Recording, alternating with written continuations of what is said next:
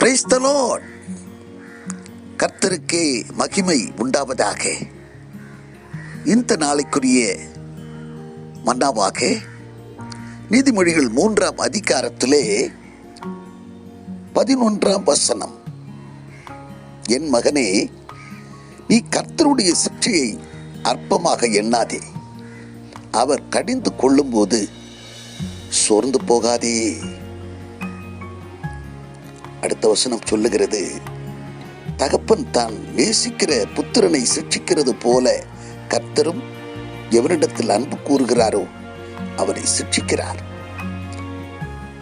எனவே எனக்கு அன்பான தேவச்சனமே, யாரை கர்த்தர் சிட்சிக்கிறாரோ, யாரிடத்தில் அன்பு கூறுகிறாரோ அவர்களைத்தான் ஆண்டவர் சிட்சிக்கிறார் என்கிறதை நீங்கள் அறிந்து கொண்டவர்களாய், புரிந்து கொண்டவர்களாய், நீங்கள் அப்படிப்பட்டதான சூழ்நிலை வரும்போது, நீங்கள் ஒருவேளை சிட்சிக்கப்படும் போது முறுமுறுக்காதிருங்கள், சோர்ந்து போகாதிருங்கள்.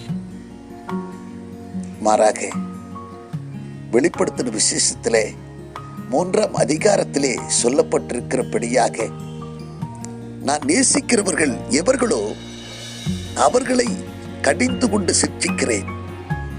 ஆகையால் ஜாக்கிரதையாயிருந்து மனம் திரும்பு என்கிற வார்த்தையின்படியாக எபிரேயர் 12ஆம் அதிகாரத்திலே சொல்லப்பட்டிருக்கிறபடியாக அவருடைய பரிசுத்தத்திற்கு நீங்கள் பங்குள்ளவர்களாக வேண்டும் என்பதற்காகவும் உங்களுடைய பிரயோஜனத்திற்காகவும் தான் உங்களை அவர் சிட்சிக்கிறார் என்கிறதை நீங்கள் அறிந்து மனம் திரும்புங்கள், சோர்ந்து போகாதிருங்கள். அவர் உங்களை கைவிடவே மாட்டார். ஆமென்.